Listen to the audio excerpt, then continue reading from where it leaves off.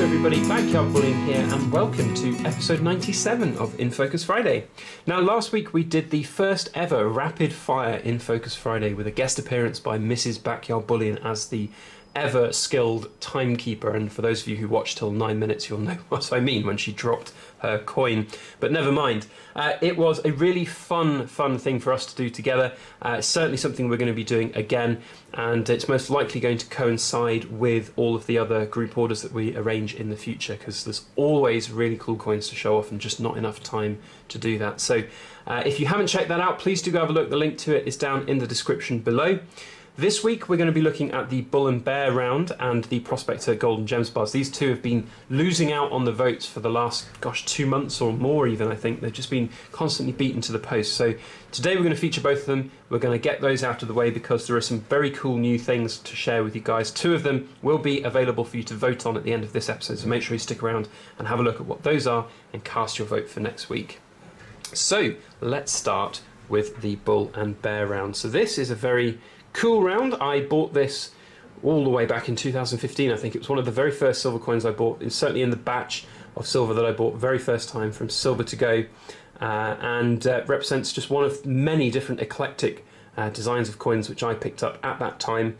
It was a very cheap coin back then. It was very relative to spot, very cheap as well, and spot price itself was like £9.50 or £9.60 an ounce or something, so it's really dirt cheap. Probably one of the cheapest silver rounds that I've got in my stack at the moment. And it's, as you can see, it's just a holding coin. It's something that I hold. It's very common out there. There's a lot of these out there, and they're not really premium coins by any stretch. You can pick them up for $1 or less even over spot, depending on the quantity you buy. So but that said, for something that is so cheap, they're pretty cool and pretty satisfying to look at. Some very good detail on the bear, and of course on the bull as well. Some very nice looking detail too. Very cool, very wrinkly bear, but very interesting nevertheless. And of course the overriding theme of this round is the bull and bear markets that we are living in at the moment, and whether or not one could argue we're in a bear market, or even we're not in a bear market, certainly, because it's not going down and down and down. We're in a very flat market at the moment. It's been a while since we've seen a big kind of bull run on silver and gold, so maybe one day we'll see that. But this round kind of commemorates that bull and bear that we've all come to know and love so well in these markets. Now, these rounds are made by a company called NTR Metals, who are based in Texas, and if I had to guess which state they were from, if someone told me this was made in a certain state, I'd have probably guessed Texas, because it's very synonymous with sort of the bull and bears markets, and just, I don't know, it's just that stereotype that you get in your head from us over here in the UK. So I do apologise to all my American viewers who might disagree with that stereotype, but there we go, that's what I had always in my head. So NTR Metals means North Texas Refinery, and of course we've got the bull and bear on each side. It's 1 ounce troy of silver, 3.9 plus silver there, as you can see. Nice reeded edge. It's a very cool coin. Oh, I say coin, it's a round. I've probably said coin a few times in this video, so you do have to excuse me. Anything that looks like a coin, often I say is a coin, so there we go. But these are readily available on all of the big kind of bullion dealers, ATMEX, JM Bullion, all of these alike, as well as most likely directly from the North Texas Refinery. Just good generic silver rounds, whether that's for pouring, melting in the future, or just to have as a generic stacking silver round. Either way, very cool stuff indeed. And before we actually go away with it, let's have a quick another look at the bull, because the bull is quite cool. And I wanted to talk about the bull in relation to the Black Bull of Clarence. So this one is a much more ripply and muscular bull than the Black Bull of Clarence. So I don't know, if you guys have both, let me know your thoughts on which bull you prefer. And of course the bear, very interesting in its own right. Nice design, looks good. Nice big open mouth, looks like it's about to catch a salmon mid-flight. Just needs a salmon like flying through the air on this side of the coin. Round, sorry, it's a round, not a coin. I do know, it's one of those days. Anyway, so there we go. That is the bull and bear round. The next things we are going to look at, because there's 2 of them, are these Prospectors Gold and Gems 1 ounce troy bars.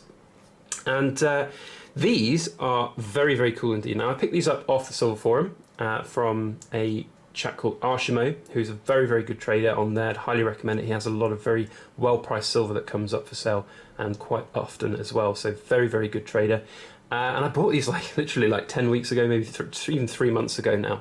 Bought a pair of them because I didn't have them in my collection, They're very aesthetically pleasing. They're very aesthetically pleasing to hold and touch as well. And they're not very common over here in the UK, so to get hold of them for a good price is difficult, so I kind of snapped them up when I got them. But there's other kind of aesthetic reasons why I wanted to buy them and have a look at them. From my own perspective, obviously it's a very different style to the hand-pulled silver which I create, but at the same time there's a lot of elements in here which I can sort of sympathise with relation to how they've been made and how they look and feel. One of those is the kind of the stamping. So you'll see here, like the one, it's not quite sort of filled out the top of the one, certainly when you compare it with this one here. And I see that on my stamping as well sometimes when I'm doing the stamps. The one doesn't always go in. You have to angle the stamp forward, the chop forward, and make sure it goes all the way down and in. So it's really interesting to see that even, these would be hand stamped, and that's evident here. If this was a machine stamp, they'd all be uniform. They'd have the same depth, they'd have the same strike, and they'd have obviously the ones all kind of filled out. But these have been hand struck, which is really, really important for me. It's very nice to see.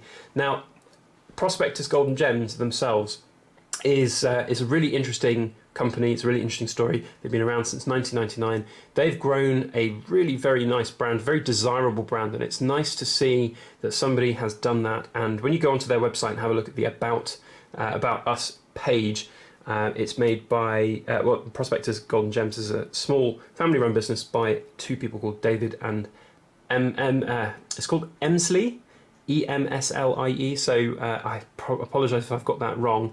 But they strike me as people who've done kind of what I'm doing right now, and they've obviously been incredibly successful. They're up on all of the big bullion dealers' websites, and they've got their bars very desirable all around the world.